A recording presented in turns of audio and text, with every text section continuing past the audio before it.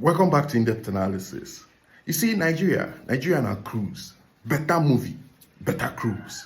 And before I start, let me state this. In-Depth Analysis is not here to instigate anybody. It's not here to instigate any tribe or group of persons. No, I'm just here to state my observations. Now, I was going through my Facebook page or my Facebook profile, whatever. And I came across this post. The guy said, how is he going to explain to his son that the Nigerian government went all the way to Kenya to arrest Ndigbo using a microphone, whereas at the backyard of the government of Muhammadu Buhari, there are people there causing mayhem, dispossessing people of their properties, taking lives, and yet they were looked away and they traveled all the way to Kenya to bundle somebody else. We live in a country whereby before a judge could sentence a defendant or a convict, the judge had to quote a Bible verse to elicit emotional reactions from the crowd. I mean, things say judge, then they act based on facts, based on the evidence presented, and the Constitution they there to guide them. They know they act based on emotion. If the judge's actions were justiciable, do you think he needed a Bible verse to justify his actions? Do you think so? For the first time in history, a judge is making recommendation where to send a convict to, citing violent tendency, simply because the client asked for his right, his own right for a final written address. He was denied that right. And the right to the final written address is part of his defense. It's part of his defense.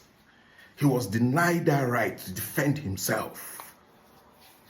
And yet, everybody they smile.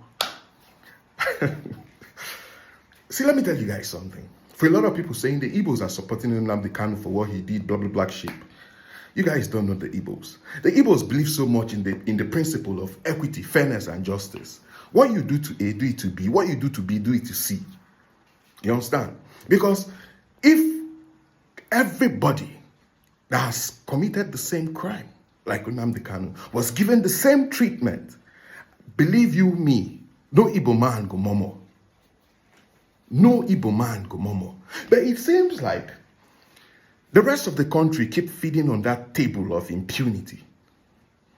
But as soon as the Igbo man brings out his spoon to join, now that time the law go dey functional. Now that time everything will just activate, start to work.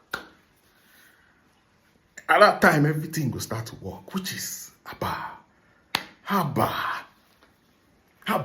It can be like saying that the Igbo man be scapegoat. Now him be specimen. Now him then they use that man try. They use them try law. How it go be if then try this law on top of that person? Use Igbo man try the law first, or use Igbo man try this thing first. Because for this country, I don't dare. If Hausa and Yoruba get problem, now Igbo man go suffer am. The other time when Deborah lost her life, they went to the market in Kano and they looted the entire Igbo man's shop.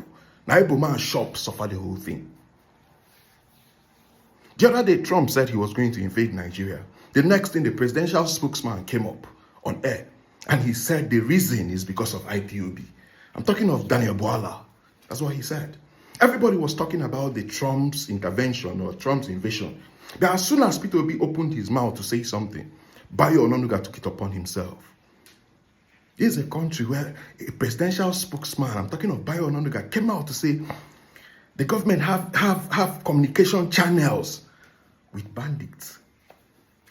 My God, which kind of country is this? Has communication channels with bandits, and yet nobody is speaking.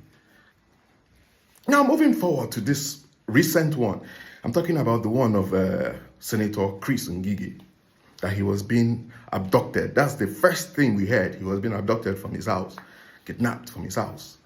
Does that make sense? This is a high-profile individual, a stakeholder, a one-time governor, a one-time senator, a one-time minister, two-time minister. And him then just go in house, go catch like normal citizen, be normal rat. No invitation, nothing whatsoever. He still, no. What's he being accused of? That he gave out contract to his cronies. That's why he was being bundled and charged to court and sent to Kuje prison. The main thing I thought the EFCC was supposed to be asking for is, were those contracts executed? Were those contracts paid for? Those that got the contracts, were they eligible to get the contract? Were they qualified? Were they equal to the tax? But they went to bundle him. Only God knew what they want to justify, because a lot of people keep saying because he went to visit Peter Obi. No, I don't think so. Because I was going through Premium Time, what they posted about Malami. And in that post, Malami was like, they had to reinvite him again, because don't forget, they've invited Malami before and granted him bail to go, and they reinvited him again. And Malami, waiting that they charge Malami for now, billions looted, criminal charges of looting billions, Abacha loot. Then give him invitation on making come. The rich people man owned and bundle up. Now let me go back to what I was saying. Now Malami said he was being re-invited because he went for a political function. Don't forget, Atiku Abubakar has been ringing the same bell because Malami had joined the ADC. That was why he was re-invited. Do you know what the EFCC officer said? He said no.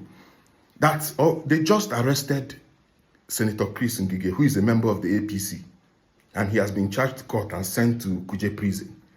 So it can't be like, say, Ndigbo was arrested intentionally to justify the fact Malami, the former Attorney General, was re-invited. Not re-arrested, re-invited. Now let me take you guys a little bit back in time. Remember when President Ndigbo constituted his cabinet of ministers? Less than a year, I be less than 6 months. You remember Better Edu, that the money that was meant to go into the coffers of the ministry found its way into her personal bank account. Criminal activity. Which kind of criminal passed that one? But yet, who don't hear of Better Edu today? Who don't see Better Edu for court the answer to her charges? This is something we make them sack her. So not true. Not be frame up. This was the reason why she was sacked as a minister. Millions of naira found its way into her personal bank account. Yet nobody charged her. Yaya Bello. They went to arrest him, and policemen said they no go enter. Hey God. See what they did to Rochas Okorocha. They didn't invite Rochas. They went to his house, enter in roof, break in roof, enter to catch him. Why? Easy target. Although say that one, then say, man, my own brother orchestrates that one, allegedly. Hope Uzodinma. But if that's true, it means the Igbo, you guys need to look inward as well. Because now what thing you do yourself, now what thing other people will do you. How you treat yourself, that's how others will treat you. Because I keep seeing you guys online bashing yourselves. And if you keep bashing yourself, now so other people will take the bashing. Now so other people will treat you now with disdain, disrespect. Because as you look outward, you need to look inward as well. Now I see a whole Senator Ngige, governor, minister, senators, they are saying they cool off. Even the former minister of aviation that did the Nigerian Airways scam, where is he today? Where? Ben Ngige was bundled, flanked by 2 men at the courtroom, like saying if he even run. Where he want escape go? How he want take run the run? Just them flank. Thank God they don't even use handcuff, carry and come court. Man, at this point in time, I think the Igbos, you guys need to come together to redefine your future as soon as possible. I did tell all Luna. At this point, I think that's just now waiting suppose the ring phone ahead, how to redefine your future. Nothing more, nothing less. Thanks for listening anyway.